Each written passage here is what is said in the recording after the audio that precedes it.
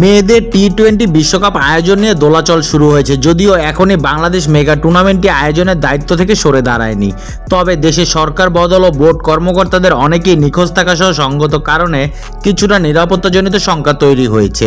এই পরিস্থিতিতে বিশ্বকাপ আয়োজনের বিষয়ে নিজেদের অবস্থান জানাতে 20 আগস্ট পর্যন্ত সময় নিয়েছে BCB.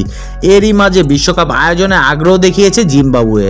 ক্রীড়াভিত্তিক website ESPN cricket info বলছে, ক্রিকেট ইনফো জিম্বাবুয়ের বিশ্বকাপ আয়োজনে ইচ্ছার কথা নিশ্চিত হয়েছে। সবশেষ দুটি বিশ্বকাপের বাছাই পর্ব আয়োজন করে তারা নিজেদের সামর্থ্য দেখিয়েছে এবং নতুন করে মূল টুর্নামেন্ট আয়োজনে আগ্রহী। এর আগে 2003 সালে দক্ষিণ আফ্রিকা ও কেনিয়ার সঙ্গে যৌথভাবে বিশ্বকাপের আয়োজক হয়েছিল জিম্বাবুয়ে। এরপর অবশ্য লম্বা সময় ধরে দেশটিতে কোনো বড় টুর্নামেন্ট হচ্ছে না, যদিও এর পেছনে যৌক্তিক কারণ রয়েছে।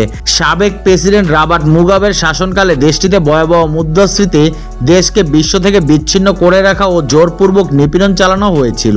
এছাড়া রোডেশিয়ানরা উত্তীর্ণ হতে পারেনি দুটি ওয়ানডে বিশ্বকাপের মূল আসরে, এমনকি টি-20 বিশ্বকাপের সবশেষ 3 আসরে তারা ছিটকে গেছে বাছাই পর্ব থেকে। জিম্বাবুয়ের নারী দলও এখন বিশ্বকাপ খেলার যোগ্যতা অর্জনে ব্যর্থ। সে কারণে এবার তারা আয়োজনে সত্তা পেলে দেশটি হবে বিশ্বকাপের নিরপেক্ষ ভেন্যু।